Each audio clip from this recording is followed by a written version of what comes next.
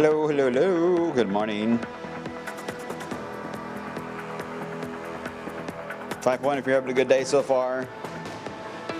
10 till 10 on this, wait, what is today? Today, Tuesday? Today's Wednesday, right? No, today's Tuesday. Tuesday. I'm excited now, it's Tuesday. I'm a little off track after yesterday, so I'm trying to catch on board. Hello, everyone. I'm wave meteorologist Brian Good. Welcome to the blog today. StormTALK is the title again today as we are gearing up again for some showers and thunderstorms as we get into the front itself. The front will finally change things for the area. It's on its way. That's some good news. Congratulations, Morgan. You're the first here today on the battle of the YouTubers. Saw several questions about those. I think I saw your question go into the game today. Who was that? Crispy. We'll look at the overall threat in general and how the storm threat will evolve. I will say there's nothing really concerning about how this is all going to play out. It's very unusual to go from a very humid, hot scenario to a refreshingly cool, at least cooler, and without all the drama of a, moderate or enhanced risk and severe weather coming our way. You see that more in the spring and the summer season. You don't get it as much in the summer, so it's nice. It's summer's but the only season really you can kind of slip in from a very humid environment into a less dramatic one, and sometimes a cooler one without all the other elements coming into play. So that is a big plus. So we're going to cover how that's going to play out over the next few days. But we've got to get through the heat first. The heat is still our bigger headline in the short term. I forgot to show this in the countdown earlier. Yeah, 55 days, double nickel, until we get to the autumnal equinox. Cannot wait. Let's hope that summer doesn't try to still linger that late in the season. It has before.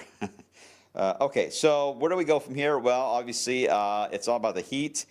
We talked about the fact that we had that high temperature yesterday of 30, or at 90, what was it yesterday's high? 90, I think it was 94, 95 was the official high.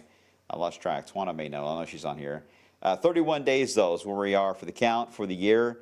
That's more than where the halfway point was for last year on all of its 59 days. But again, all of that heat was all stacked at the very end. All right, beautiful outside right now. We got a lot of blue sky. Of course, we know the cumulus clouds are going to eventually fill right back in again for the area, so that's it's going to be a matter of time. Now, we're not expecting as much coverage of showers and storms in the area today, but I can't run a few that could develop, but the amount of triggers that we have in the area are not as obvious as yesterday. 79 in Louisville now, 81 into Jeffersonville. All right, there's that extreme heat warning. This is from Paducah and Louisville. They kind of coordinated to add in the borderline counties of Du Bois, Perry, and into Grayson and Breckinridge County. This will be in effect all the way through Wednesday. There is a chance, or excuse me, the heat advisory is still Wednesday. The extreme heat warnings for just for today only, but that could get extended into Wednesday, to clarify. Will it go into Louisville? I don't know. I think personally it's easier to draw these type of alerts around a metro area and then have the general, connecting points of the other alerts matching with the other states and forecast areas. But I think metro areas, the way things play out, I think if you got the heat on effect, I think the metro area makes more sense to do it in a next level up warning versus the surrounding areas. But I digress. Either way, you guys are used to this now. At least I hope you are.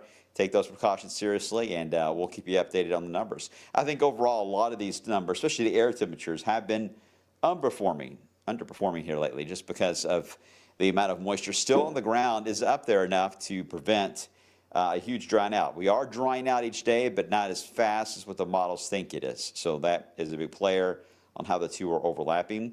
The rainfall yesterday was pretty wild, right? Last night's lightning and thunder moved into the area. The models did well on sinking that boundary to the south, and in fact, everywhere where it rained is nearly where most of the high-res models had it yesterday.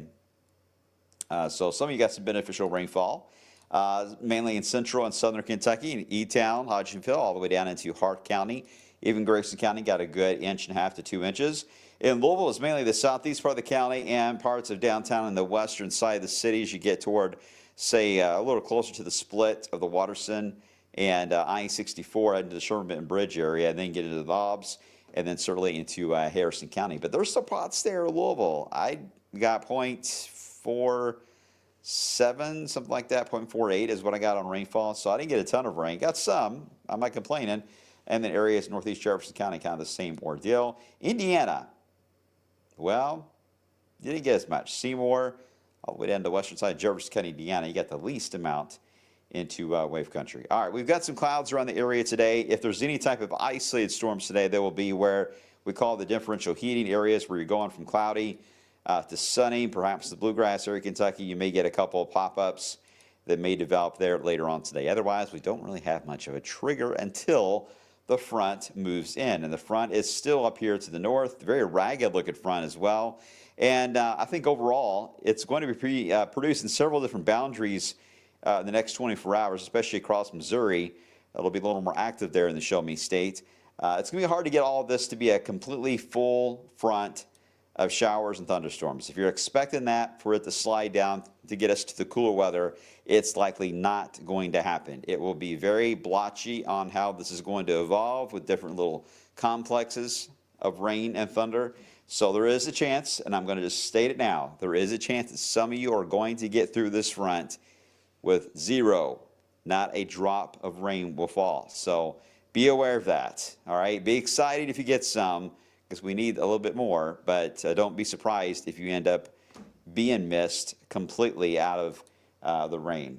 It is possible that can happen as this front moves into the area, just FYI. Salem got a good amount, says Susan. Yep, sure did. It was a decent little round of lightning. It was pretty intense, right? And this is not the year for lightning for anyone trying to push it and look outside, right? Stay inside, guys. Let's see. Got a half inch there in Carrollton. Let's see, is it Dolan? Is that right? It's hard to see your name. Last night's storm was spectacular there with the lightning there in Frankfurt. Yeah, it was indeed. Albert says he got some yesterday. Good.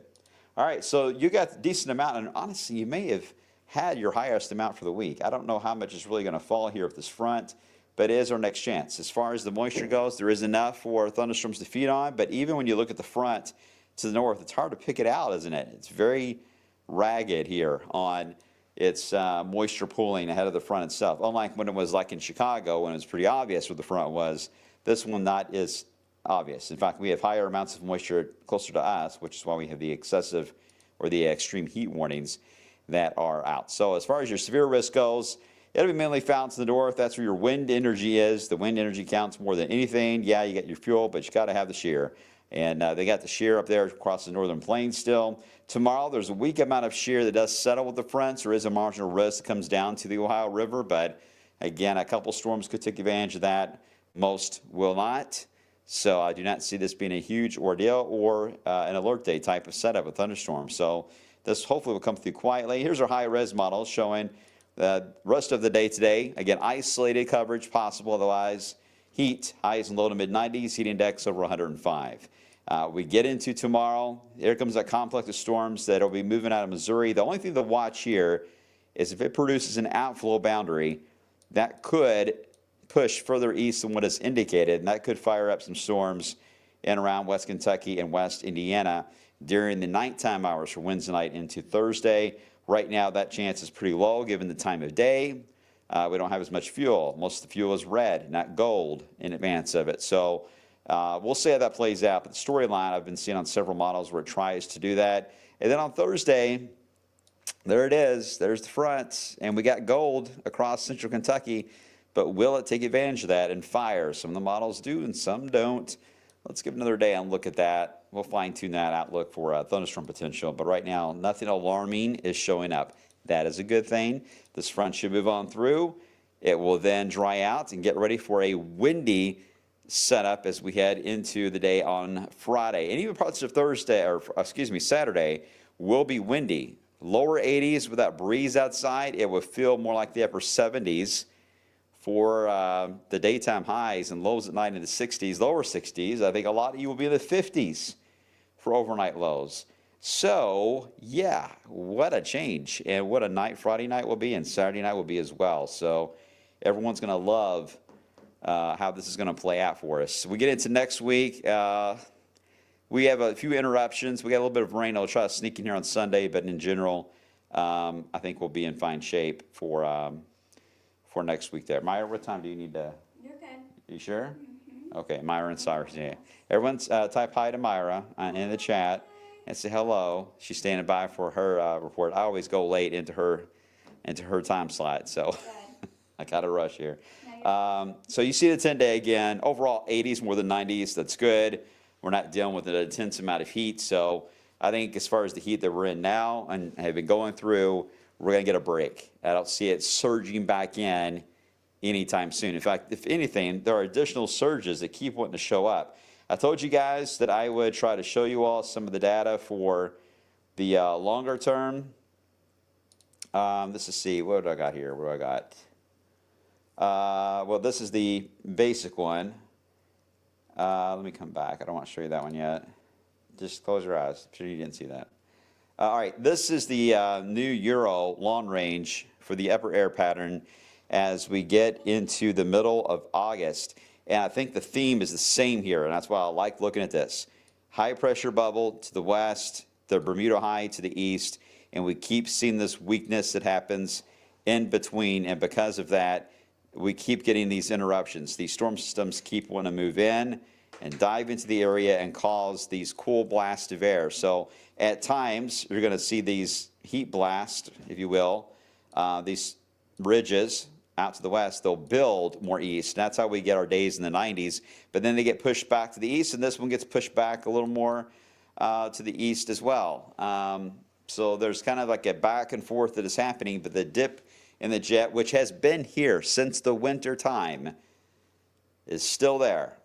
And based on, and this is what I wanted to show you, based on what I'm seeing for the El Enso pattern for La Nina and El Nino, it is a pattern that supports so far either a neutral or a weak La Nina pattern, which means, as you see, this is what we just went through, that's a repeat winter on weather patterns anyway. How the patterns were structured across the lower 48 seems to be similar.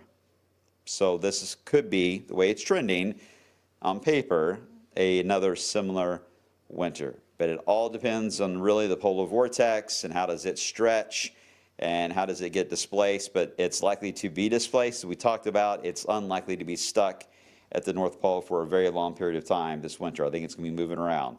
So that could lead to some very interesting weather as we get into the winter season. I'm missing a few more maps, but I thought, you know what? I'll just hold on to these. And then every few weeks, I'll just throw out some nuggets for you guys on the longer term. Okay? Adam, how unusual was it for it to drop to be, let's see, drop off, let's see, for this tip to be around all year? It is unusual because it's the leftovers, really, Adam, of what we had in the winter pattern. But as we've said several times, everything is stuck across the globe. There's not a lot of movement. That's why we've been in the same old sun and dance. It's why the flooding has been issues and spots has been flooding. That's why we've had a lack of hurricanes so far. Everything is just stuck. Now, once we start to see things shake just a bit, and I think we will in the next few months, hurricanes are going to start to come alive, and that could be as early as about 2 to 3 weeks from now. They'll start to wake up, get a little more active. We may start to see some more back and forth with our weather that takes place. So there will be some shifting, but I think overall, getting something dramatic to happen is going to be very difficult. So I really think this pattern is going to keep repeating. That's the way it looks. It's hard to argue against a repeating weather pattern, which is what the weather likes to do, especially when they're blocking setup. There's always a catalyst that gets involved, something we can't see yet that is going to be a big player, and we're going to be looking for it. Usually we don't see it until it's over, but we're going to be looking for it, and that's my job all through September. But I'm not ready yet to start on the winter forecast. I'm just throwing you guys some nuggets. I'll start officially working on it in about a month, and then and at that point I can't see hardly anything until the winter forecast comes out on Halloween night. Okay, guys, sorry it's short. Myra's, I don't know where she went to, she ran away, but she needs to jump on here, so I need to jump off. So I need you guys to enjoy the rest of your day. And I will see you all coming up on the flip side on midday at 11 a.m. All right? You guys are awesome. Thanks for your patience. See you soon.